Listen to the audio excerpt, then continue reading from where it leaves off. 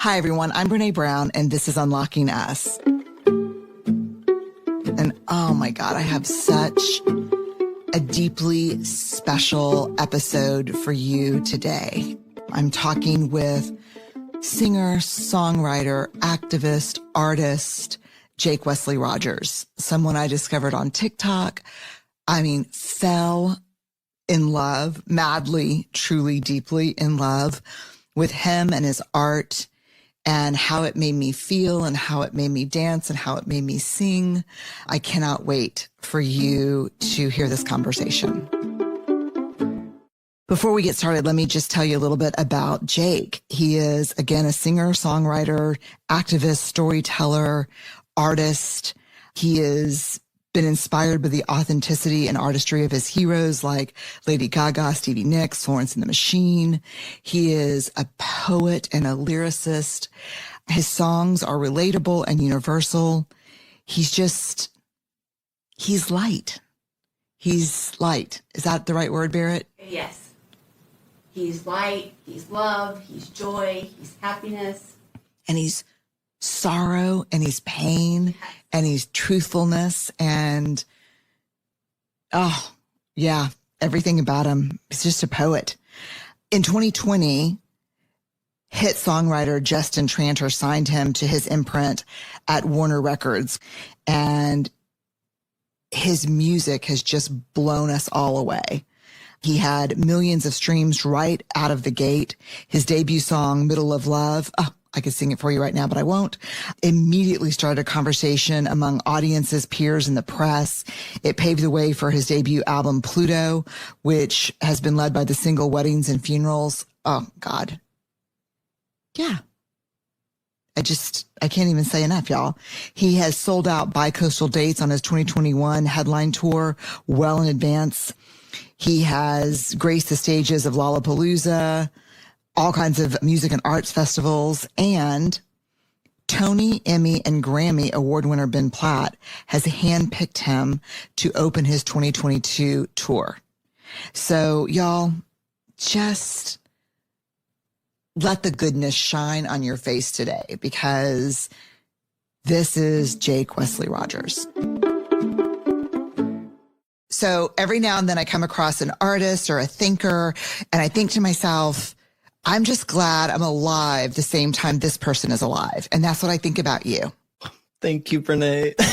Thank you so much. This is so surreal.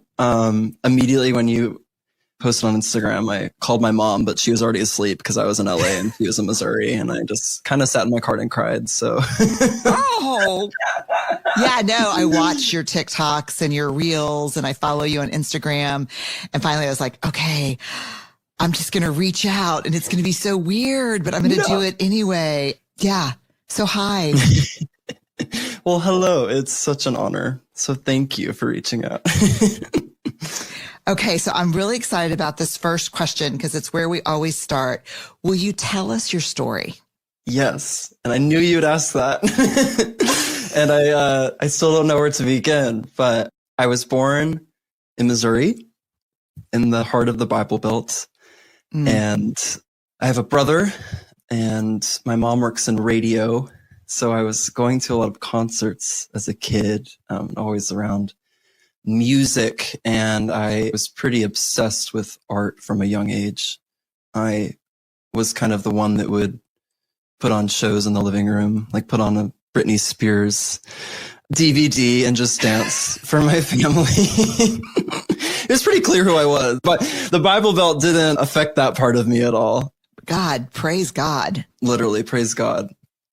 And I loved visual art as a kid. I loved painting and drawing and that sort of side. And I quickly got into theater. I think my parents didn't really know what to do with all of my energy, my yearning to be on stage. So luckily they were smart and put me in theater. What age were you when they put you in theater? Like seven. I was a lost boy in Peter Pan. Yeah, no, like that's a critical age. What did they make of your talent when you were little? What did they make of your talent and who you were and who you wanted to be and when you came alive? What were their thoughts about that? They were always ready to drive me anywhere, to take me anywhere. And it kind of affects me in a deeper way now, just knowing like the sacrifice of, driving 30 minutes to the city. They would get home from work at 5 p.m.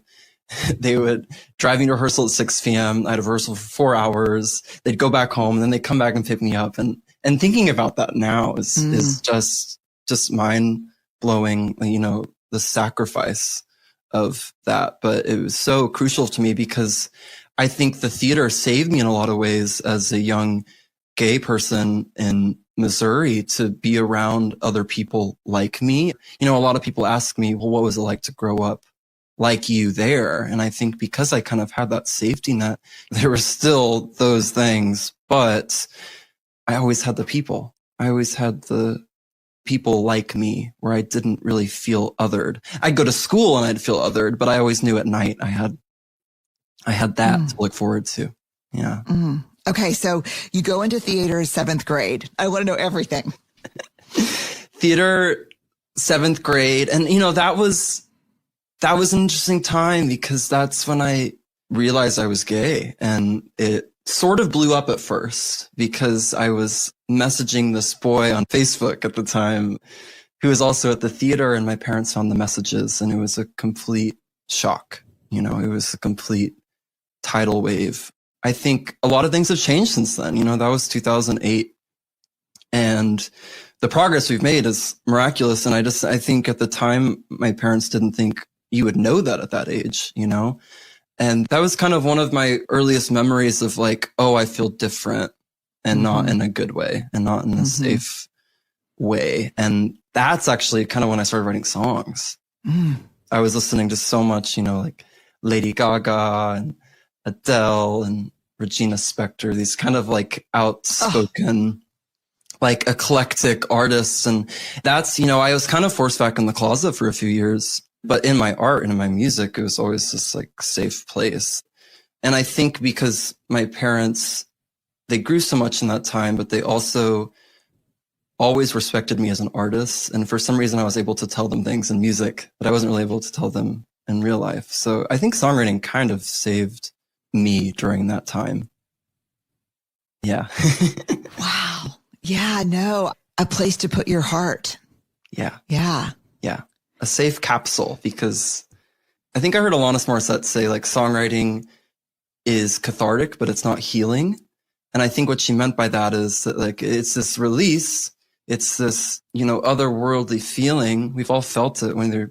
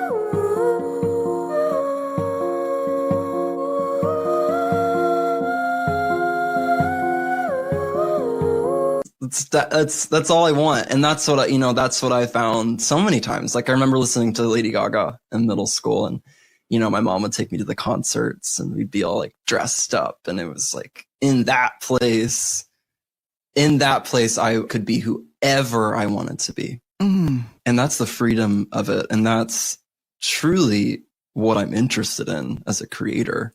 Like through your work, I've learned, and now I've seen firsthand that anytime I'm honest and authentic and true, it just opens up this Pandora's box of beauty of people who don't have the same story, but obviously have the same story. And it's pretty miraculous. It's like everything you say, I could just make into a quote that I need to really examine for a long time as a researcher. Like people that were not the same as me, but were clearly the same as me. Mm-hmm. When I listen to your music, I say, oh, he's singing to me. He knows.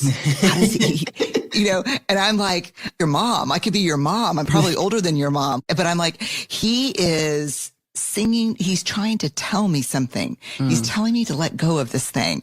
And it is miraculous. And it is a mystery that I think should never be revealed. Music. I agree. I totally agree. I think, one of the most profound examples I've found recently of this is I get messages definitely from people who either are gay or trans or some sort of experience that's a little more aligned with mine. Yeah. But a couple months ago, I got this message from this person, and he heard my song, Jacob from the Bible, I think just on Spotify or something. And I'm paraphrasing, but he basically said, I heard your song on a playlist and I thought it was a beautiful song. And then I listened to it again later and I realized it was a gay love story. And he was currently in the fundamental Christian mindset. I'll never forget what he said. He said, it made me ask the question, how could something so beautiful be so evil? And yeah, I still get chills when I think about it because that person, before he heard that song, literally thought I was evil. And I never made that song for someone like him. Mm-hmm. But it reached him and it made me think of these like cages that we put ourselves in. Like I was in the closet. I was in that cage.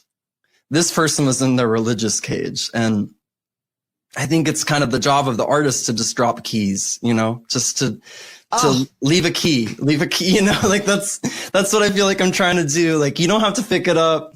You don't even have to acknowledge it. But if you want it, it's there. And I'm trying to figure out what cage I'm in because I'm still in one. I know I am, Yeah. So we all are. Yeah. And I think sometimes we're in cages of our own making. There's definitely reality. There's definitely homophobia and heterosexism and this incredibly violent anti-trans stuff that we're in right now. And then there are cages of our own making. I mean, I know Laverne Cox and I talk often about perfectionism as a cage. You drop keys in so many ways. And you drop keys. You've given me some big, beautiful keys. Some like hefty ones. Keys. It's so incredible to me how you distinguish catharsis from healing, because I think we lose so many people, and I lose myself sometimes, in thinking that the catharsis moment is the heavy lift of healing and transformation, but it's just the portal to the work. Exactly. Yeah. Like you're saying, it doesn't take you through the messiness, through the hardness, through doing the therapy. It's an amazing insight from you. It has become apparent over and over again. It's like the catharsis is almost the gift. It's the aha, but it doesn't do the work. It's like that. Maybe the catharsis is the key in a way, Mm-hmm. It's leading us to what we need to do. The hard shit, the coming out again at 16, and saying, I am gay. And, my parents saying, we know, we love you. We're here. And it takes courage, I guess. As you know, as we know. Yeah. It's like vulnerability and courage to use the key, then vulnerability and courage to walk through the door. Mm-hmm. And then vulnerability and courage to stay on the other side. That like, give me a fucking break. Like, can't you just give me a magical moment? Do you know what I mean? Can I just live outside for a little bit? Yeah. Can I have no walls for a while? Yeah, no walls for just, a brief second, maybe. Tell me about high school. There's a line in one of your songs that tells me a lot about high school. Do you want to know how much I didn't like high school? Yeah. I didn't finish high school. I homeschooled my last 2 years. Right on. Yeah. My friends joked about that lyric because they're like, you didn't even go to high school. They're like, how can you hate something that you didn't do? And I was like, well, I tried it and I didn't like it.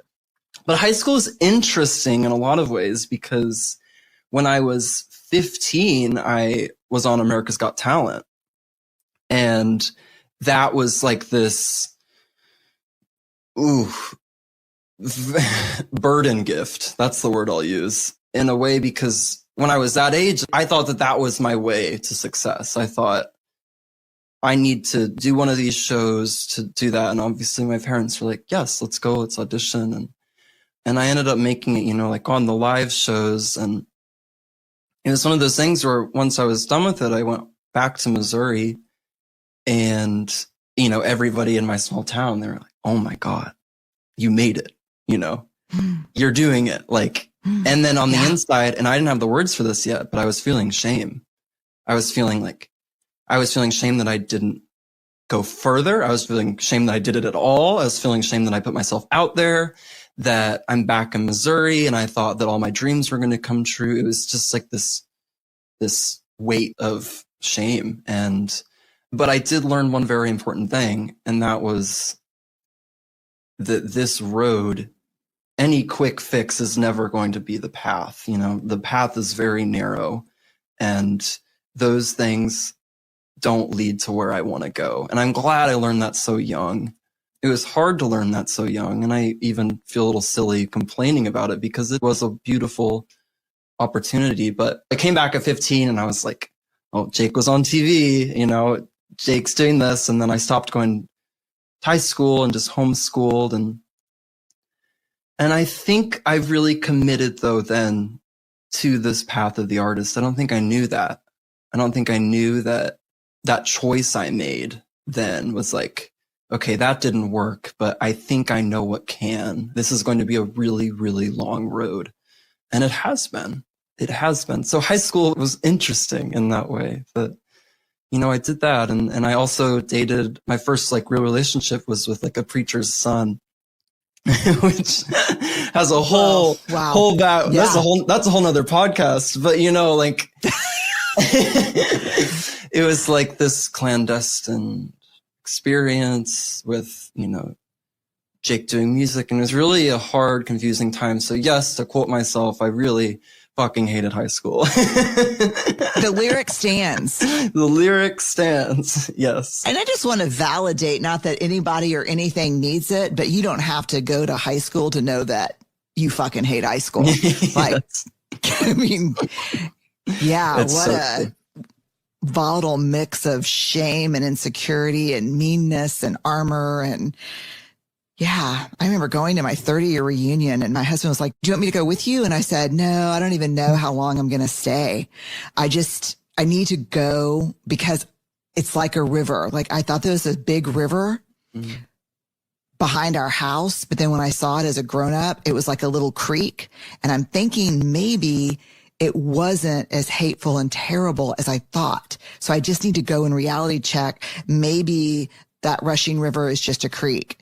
And so I went to my high school reunion, and I was there for 30 minutes, and I came home, and he's like, what'd you think? And I was like, it was a big raging river of shit. It was exactly what I thought. I was there. Oh my God. And then I made up, I guess, what your experience was like. I had physical safety in high school. Because I just was there kind of like everybody else, just miserable on the inside. And I thought, wow, what about this experience? And you have no physical safety, emotional safety. And so, yeah, your words are powerful. Your story just reminds me that those experiences are always within us. We can be 30 years outside of high school and you're just triggered. You're triggered right back to it. And I think I got sort of a pass in high school because I was the one that did music. Because I think people, I've learned, are okay with you being different as long as you're entertaining or as long as you're giving them something. And I think my flamboyancy, all of that, fashion, it was given a pass for the most part because I could sing, and I could sing the national anthem at the volleyball game and blah, blah, blah, blah, blah, all of that. I sort of found my way to fit in. Yeah. And it was as long as you were in service of other people. Yes. That's exactly really powerful and really maybe its own form of violence, I guess, in some ways. Do you know what I mean? Perhaps. Yeah. that you have to make yourself a commodity if you're different instead of just being different, you know? And I think that's a lot what I was exploring in these songs I just put out, was really embracing that. Because that's the joke, right? That's how funny it is that we all feel like that. Even the boy wearing Abercrombie and boat shoes felt that. And even though they looked the same, they didn't feel the same. I'm assuming maybe they did. I'm sure there's some people that do, but I'm not friends with them. Yeah. I've never met a person that didn't have a cage. So, but some people deal with their cages maybe by deciding that they're going to spend their lives dropping keys, and other people deal with their cages through rage and making sure other people are more caged than they are. I think that's right. Throwing away their keys. Yeah. Hiding keys. Yeah. Tell me about the first time you saw Justin Tranter. I can start crying thinking about that. I was in London writing, actually, all these songs. I was writing Pluto and whatever, and I got this DM from Justin, which blew my mind, because Justin Tranter, if anyone doesn't know, is an incredibly powerful and successful songwriter and activist. You've heard his songs. Like, you may not know who his name is, but you have heard his songs. And you can sing along to his songs, whether you know him or not. Yeah, exactly. And I actually saw his band open for Lady Gaga when I was 13. He was in a glam rock band called Semi Precious Weapons. So that's kind of where it began. And then, fast forward 10 years, and I get this message from this person I really admire. And he had heard my song, Jacob from the Bible. And he was just saying he loved it. And I was like, okay, good. Kind of like when you messaged me, I was like, I was happy with you not knowing who I was, but this is cool. I was very happy being a passive bystander and enjoying your work, but this is great. But it turns out he had just started a record label, and I didn't even know that. And when you asked the first time I saw him, it's one of the most humbling moments of my life, because I was so nervous to meet him and to write with him. And I remember I went to a Starbucks near his house an hour before I was supposed to meet with him, because I was like just so nervous to be late. Or it's one of those nightmares where they're like, oh, something happened with the calendar. It was actually right now. I was like, I'm not going to do that. And I remember I put on a little playlist. I don't think I've ever even told him this. Put on, Rolling in the Deep, and then probably Edge of 17 or something. And oh yeah. And I just walk in, and I remember he opened up his big, beautiful door, and he just put his arms up. And that moment really changed my life. Really changed my life. I have goosebumps. Oh, yeah. It's hard to put into words the feeling of thank you, God, thank you, universe, for bringing us together, because, I was writing on my own.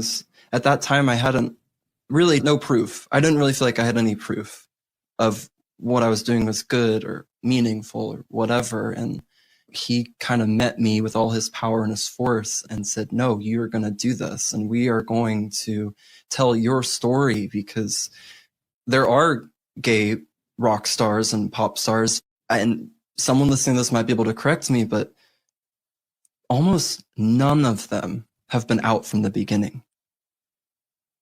It's only once they're too big to fail. It's only once they have a massive song where no one can deny them. And I think that's kind of the next step, is to be able to be us from the beginning. So I think that's something that he's really encouraged me to do. And it's something that he ran into a lot of trouble with his band. He was telling me he didn't get to play on any late night shows because he was just too femme, to whatever, all this stuff. And it's like, okay, but we get to do this now. So let's not mess this up. I feel so much hope when I hear that. And I feel so much grief when I hear that. About a world where you have to have the wind at your back to be who you are, versus the wind is at your back because you are who you are. Do you know what I mean? Mm. And maybe it is the latter, you know? Maybe that is there, but a lot had to change first. People had to pave the way. Yeah, it's the macro example of the catharsis plus the work. Mm.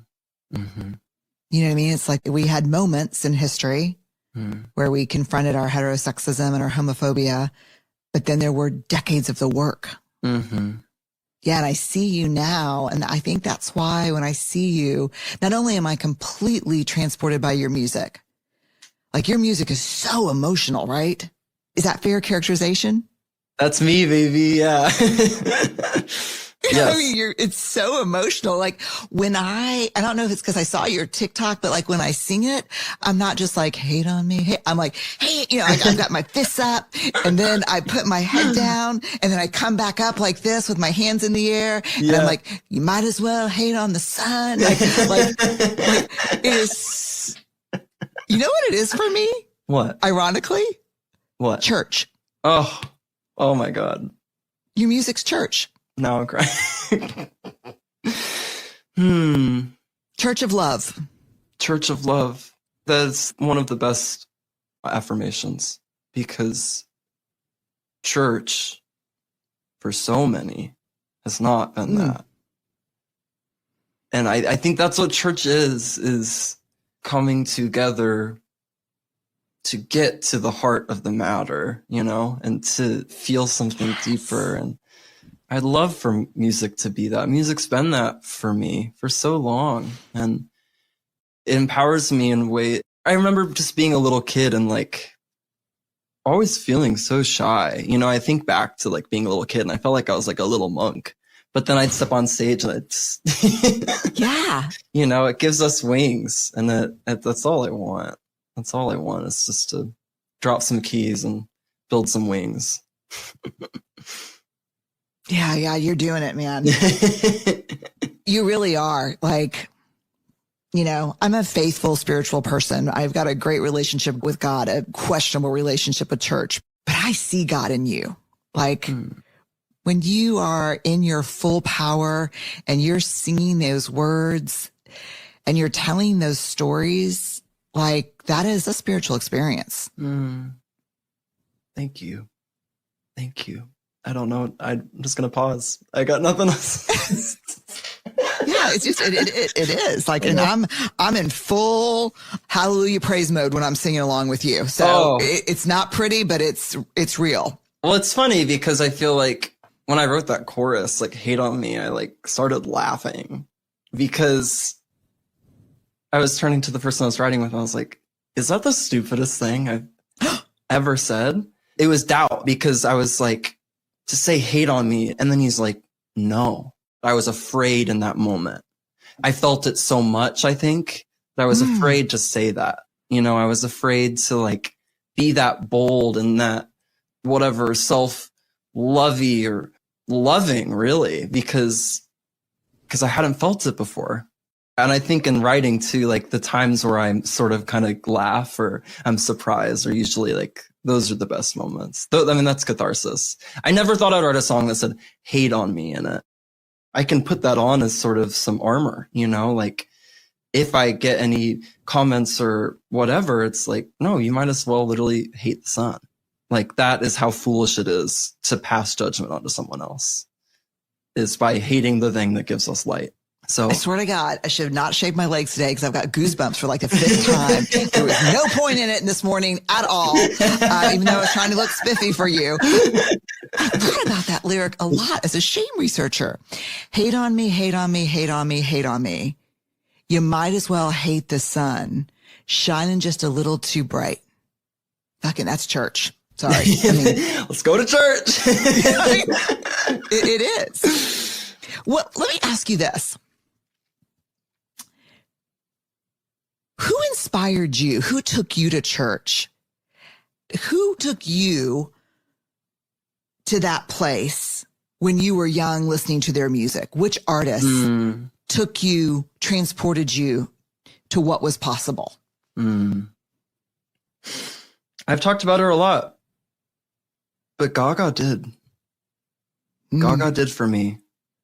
It was her ugliness, not her being ugly, she's beautiful, but just her embracing of those ugly things, of the darkness and the thing that makes you different, and singing about that. You remember hearing Born This Way for the first time, and I was like, oh my God, like I get to live in a world where this song is on the radio.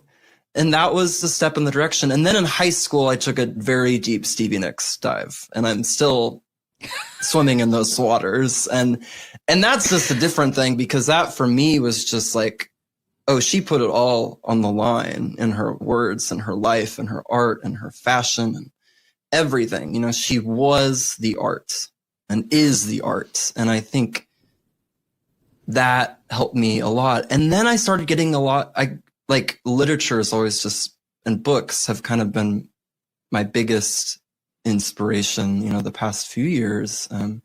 You know, finally reading authors, like finally reading Walt Whitman, Maya Angelou, and Oscar Wilde, these voices that led a generation. And I feel very carried by those people, and I think about them all the time. So all those people, they're at our church. They're at our church. This is a church I would go to. Yeah. Yeah. Like the procession would be Edge of 17, and then we would do a little poker. Yeah. Yeah. This would be good. Yes. Tell me what it was like doing I could barely watch it. I had the biggest shit eating grin the whole time I was watching this podcast with you and Elton John. Tell me about this podcast. Oh my God, Brene. I don't even, here's what I'll say. They said he's going to call between 9 and 9:30. I was sitting there in a hotel room. My manager was like on the other side of the room. It was like 9:20, and I was like, can I jump out of that window right now? I was like, I can't do this. I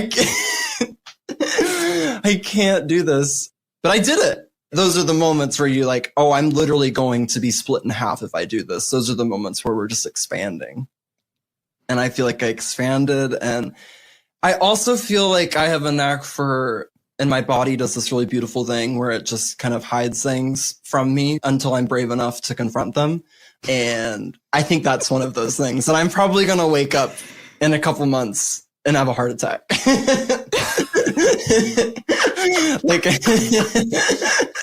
and on the other hand, to get an affirmation from him, I was like, well, I guess I don't suck. I think that's a safe assumption. That was my first thought. And then I just thought, oh, this is really, really cool. Yeah. Talk about someone who paved the way, who put it all out on the line and continues to support new music and be edgy. And I'm 100% okay with people comparing. Like, it's the most humbling thing to be compared to someone like him, because at the end of the day, he's probably the coolest person that ever lived. So I could never argue that with you. Like, like he is. Yeah. And I've heard the comparison. I think the biggest compliment I could probably ever give you from my brain is that I think you defy definition. Mm-hmm. You know, it's just something deeply spiritual about you. But I do think he was so impressed with how tall you were, plus the platform shoes. It was such a sweet moment, because he's like, wait a minute. Because he was digging your shoes, like those platform shoes. Right. But he's like, how tall are you before the platform shoes? And then, are you 6'4"? I'm 6'4", yeah. So do you hit 7 feet with some of your shoes? Yeah, I think I have. And I love it. That's how I'm reclaiming my power and my dominance over my life. It's just by making myself taller and taller and taller and taller. Yeah, you are the epitome of the Amy Cuddy power pose, man. You are like... I'm trying. Honestly, if you have any tips though for heels, I'm still really getting used to them. Doing the pair I wore on my first late night show, they were a size too big. Ooh. And the whole performance, I was just like, don't fall, don't fall, Don't fall. Don't fall. No, you rocked it. I watched. We're getting used to it. Thank you. Thank you. I can give you no tips because I hate to fall into like a social worker stereotype, but I'm a solid clog girl. And so I can't wait for my clog phase. Oh my God. Come on. You cannot be like, you got to have a clog face. Do you do dance goes or are you open? Do you see him? Do you like, I love this guy. Do you do dance goes? Oh, hell yes, I do dance goes. Maybe I'll get a pair. Yeah, do some dance goes, and I've got a Swedish brand. I'll send it to you. I'll slide back into your DMs and give you the Swedish clogs. Dude, I would adore a pair of Swedish clogs from you. Yeah, I just need to get your size. I'm going to send you some Beautiful. I have some patent leather red ones. Oh. Only you and I could pull those off. Can I please match you? Oh, yeah. We'll do it at the same time. Beautiful, beautiful. Okay, so before we go, I want to mention some songs. I want you to give me a sentence or two about what they mean to you. Okay. Weddings and funerals. Mm-hmm. It's, I think, a love poem to my grandpa who was dying because of heartbreak from losing my grandma. And it made me look at my relationship I was in and think about us at 85 and think about, am I going to die if this person dies? Or can I survive without this person? And that thought scared the shit out of me and led me to that song. God, it's so beautiful. And ultimately ending the relationship. And ultimately ending the relationship. Yeah. I think that seeing my grandpa go through that I stepped out of the patterning. I feel like I stepped out of the patterning. So that's when I feel that song, that's what it makes me think of. Stepping out, paving my way, you know? I heard the grief about your grandpa. And then, you know what I left that song thinking? That there are 100 weddings and funerals in the course of every relationship. Like, I saw the exterior of that song, but I also felt the interior of that song. Like within one relationship, there are so many formal proclamations of commitment and love and so many deaths. Yes. Contained even in one relationship. You're so right. Yeah, there was something about weddings and funerals that, you know who it reminded me of? Leonard Cohen. Do you know Leonard Cohen? I love Leonard Cohen. Yes. Yeah. Incredible. Thank you. Okay. Of course. Yeah. Okay. Middle of Love. Oh, talk about a funeral. That song is one of the funerals. Literally the first line, look at us showing up to the funeral, was like, oh, we're having a fight. And it's so complicated because I love you so much. Yes. The truth about that song is that the fight happened at a Sonic drive-in. Did it really? Oh, yeah.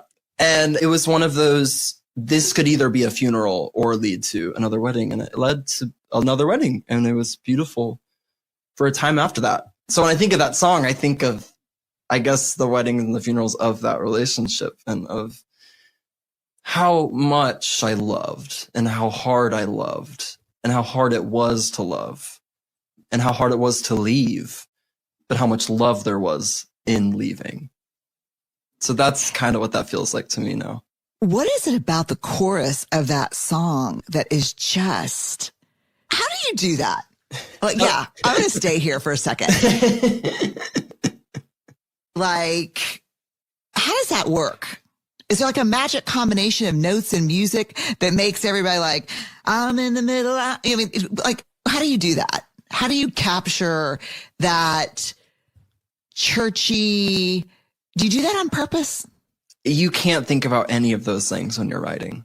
Oh, that's what I thought the answer was going to be. Sadly, you can't. But I will bring Justin Trancher back into this conversation. And, you know, I wrote both of those songs with him. And he has this intuition when it comes to melody and to lyrics and to trusting whatever's happening. I think that's it, is trusting the ride. And that's why I love working with him, because I am someone who I will write something and then I will immediately attack it with the hate on me line. You know, I wrote it. I was like, oh, that's beautiful. And then critic stepped in. And Justin, being so free and open and smart, frankly, says, no, that's fucking great. Let's do it. I remember when I wrote the lyric, I was like, middle of love, like, that's kind of a simple title. Where's the depth in that? And Justin's like, no. And that's my work, right? That's my work. Yeah. Trusting what's happening. But I think collaborating with someone who does encourage that and does say like, no, this is really good. This is worth fighting for. Mm. And yeah, and I think that's the hardest part. And I think I've actually heard you talk about that. When there's comparison, when there's any sort of intellectual attacking, there's no room for creativity. You know, like creativity exists in this place where you're not thinking about anything like that. But I'm someone that a lot of time exists in the other place. But I'm lucky enough to be able to clear moments where I can find that sacred energy and not compare myself and not try to make something that sounds like this or that or whatever. Okay, I want to ask you about two more because this is just, Pluto. Oh. When I was a kid, Pluto was still a planet. I'm still kind of sad about it. It's so funny because I don't know how you thought of that line, but I remember, you're going to think this is so crazy dumb, but I remember having to tell my kids that Pluto had been decommissioned as a planet. And I remember my daughter's 22 now and my son's 16. And I just remember it was a moment, like people were really sad about it.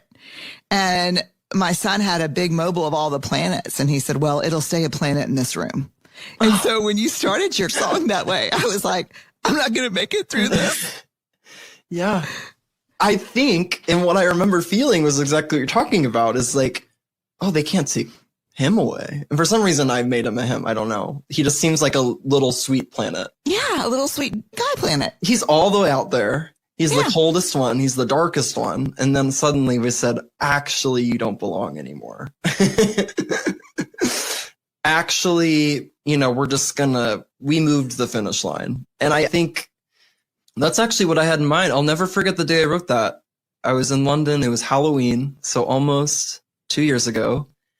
And I was working with this songwriter, Egg White, who I was so nervous to write with. This is before I even met Justin. I love Egg White. You know, he's written some of my favorite Adele songs, Florence and the Machine songs. He's kind of people that I'm obsessed with. And everybody was like, don't be late to meet Egg White. And he's always done at 6 p.m., no matter what. And like, you know, so I bought a witch hat that morning. And I went over, I was on the tube in London and everyone was in their suits. I forgot that people don't wear Halloween costumes in the morning. I always forget that, actually. I'm so excited. And I go and I show up right at 10. He's like, I like your hat. I'm like, thank you. We ultimately wrote Pluto, which surprised the hell out of me. And that's what I love when I'm surprised, when a song surprises me. I was really getting into astrology at that point, and I came up with the title Pluto in Sagittarius because this is a whatever. Basically, if you were born from 1995 to 2008, your Pluto is in Sagittarius. And I was thinking about those people, my generation, of like, we were told Pluto was a planet when in like second or third grade, and then in fourth grade they said it wasn't. And he's like, I don't think we can put Sagittarius in the song. And I was like, that's probably fair. And then we ended up working till like 8 p.m., way after everyone said, because he loved the song. And then I went out into the streets of London and everyone was in their costumes. And it was like this kind of moment of like, oh, I'm not a freak. We're all freaks. We're all freaks. We're all freaks. And sometimes we just need an excuse to be a freak. Oh my God. So I knew there had to be a great story behind this song because it's got too many layers and it's too good to not have a narrative that's as wild as the song. The day feels almost mythical in a way, like in my memory. But it's also like the line that always gets me the most. And I didn't really know why I wrote it then, but it was, I think of my mom, she loves me no matter what. That really fucks me up. And I think why I wrote that is because I had seen so many queer people in particular around me that have been completely disowned. Mm-hmm. That I had a friend in college that he was like, give us our car back. You're off our insurance. You're off our phone.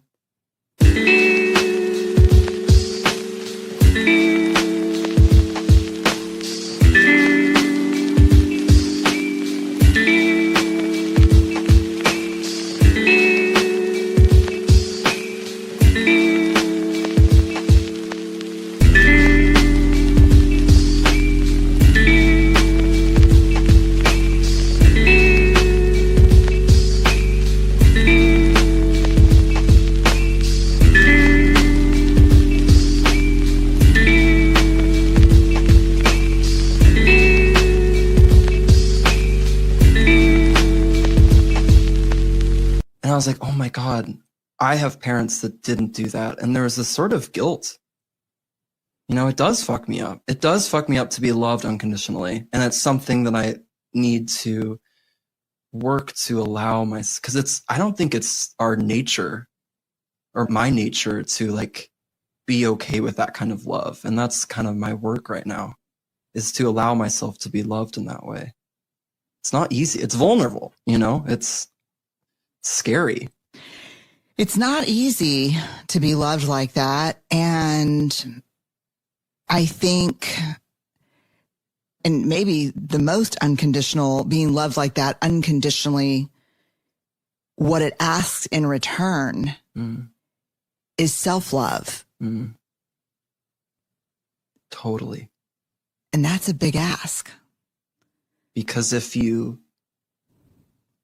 are being loved, yeah, you must love yourself in order to have that love. And okay, I'm taking notes from my therapist. I just take your songs and we just go through like lyric by lyric. Okay, last one I want to ask you about before we get to rapid fire. Hold on, I've got all my lyrics right here. Oh my God, geez, this song. Whew. If your church, this is like I don't even know, this is communion or something here. Cause of a scene. Ooh. I'm quite good at secrets, according to my horoscope. I spend my life conflicted. Heavenly bodies made it so. God dang it. That song sort of makes me want to throw up still. Really? And that it is the closest I feel I've ever gotten to me in a song. It's the most understood I've ever felt by something I've made. And it's so cathartic to sing and so painful too. Because I think I wrote it when I was really starting to understand patterning and what love could do to someone. And oh God, and singing the bridge, especially now that I'm playing shows, is like every time just kind of hurts because, my grandpa and my ex had the same name and they never got to meet because my parents didn't think it was a good idea. I know I honored their request and now they're both out of my life and it's not easy. It's definitely not easy, but I'm glad I have it to sing. This song really is the communion song. It is the breaking of the bread. You're at the rail, man.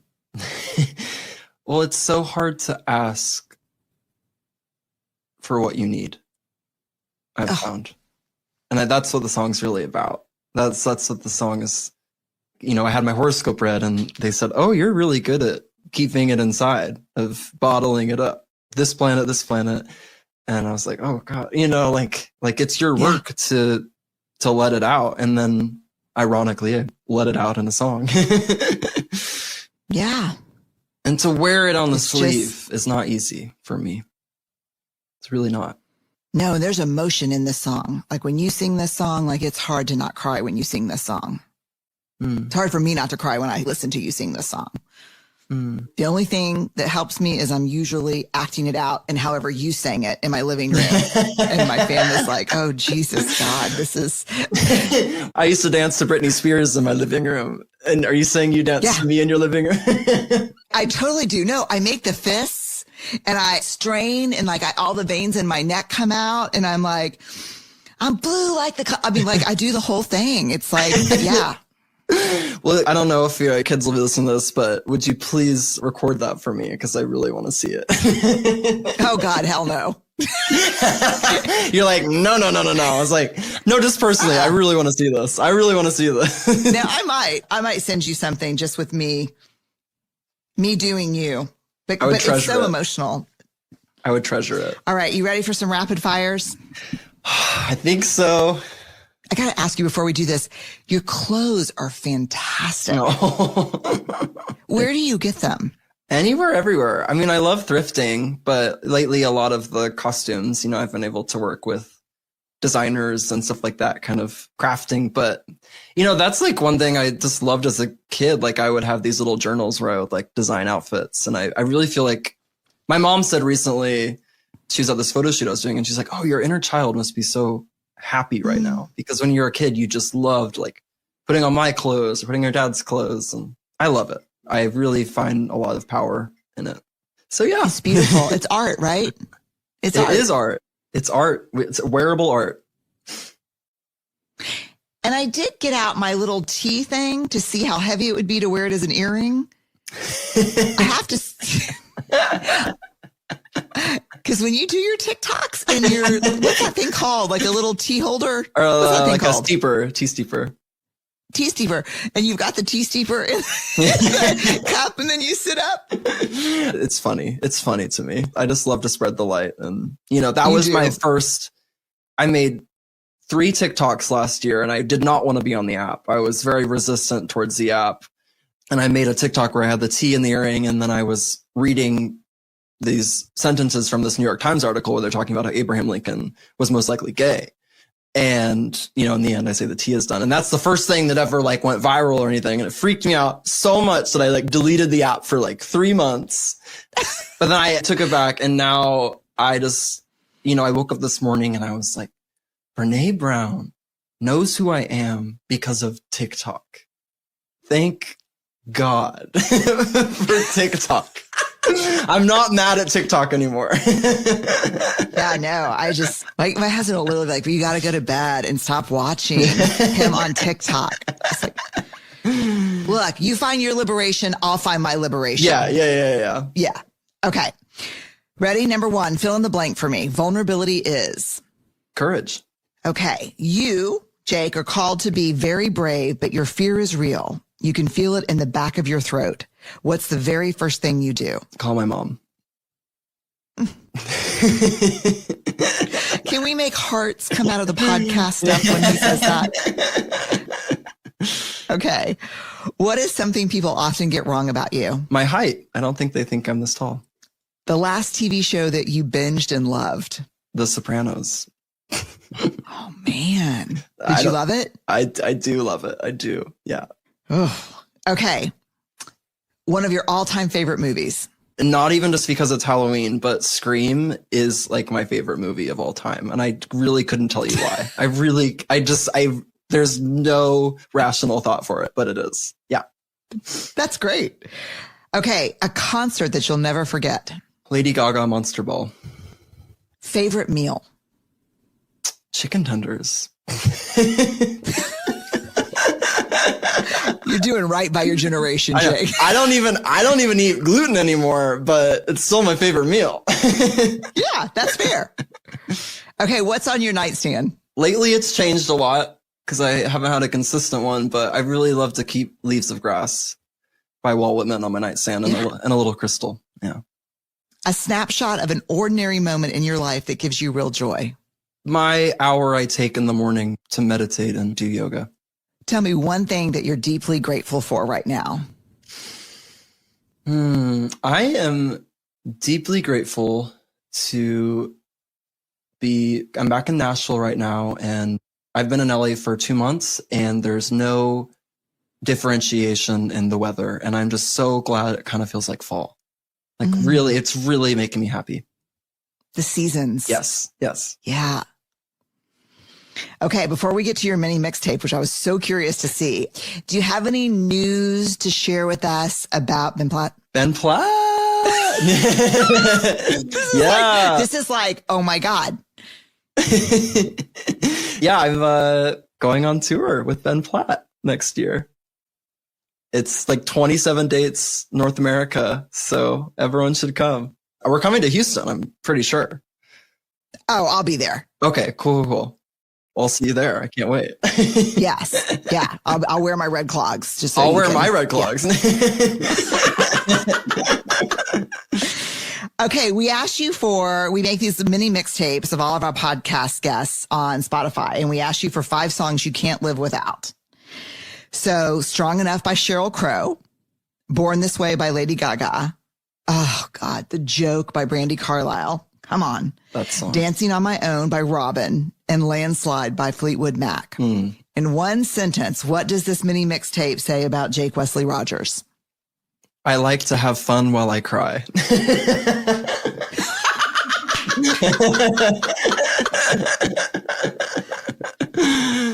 You are such a gift, and I am so grateful for your art, your music, your unapologetic authenticity, and the light that you shine in really hard, dark places. You make the world better. Thank you, Brene Brown. You make the world better. You have made my world better, and that effect has allowed me to shine in this particular way. So I'm so grateful for you. Thank you for having me. Oh, my pleasure.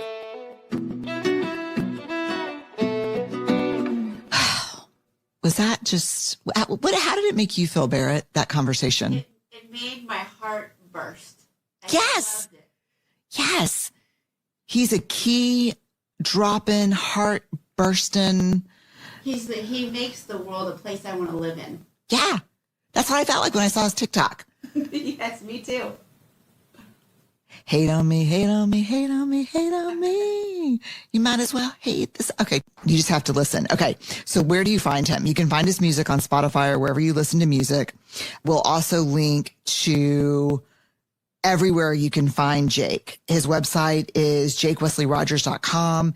He's on Instagram, TikTok, YouTube, Facebook. He's at Jake W. Rogers on Twitter. Again, we have episode pages for everything, all the episodes on Dare to Lead and on Unlocking Us. On episode day, my entire Instagram is going to be dedicated to Jake. All my stories are going to be Jake stories. Everything's going to be all things Jake. Just because we all need to shine on, and no one does that like Jake. And we're going to end this episode with probably one of my favorite songs, Pluto. And I want to thank Jake for letting us play this. And I want to thank Warner Records for also letting us play this. And just find a place where the sun or a lamp hits your face and take it all in. I'm grateful for y'all. Thank you for being here. Thank you for Jake for just making my day and my month and making my heart grow 2 sizes too big. I'll see y'all next week. And man, if there's ever a podcast where I remind you to stay. Go crazy, crazy.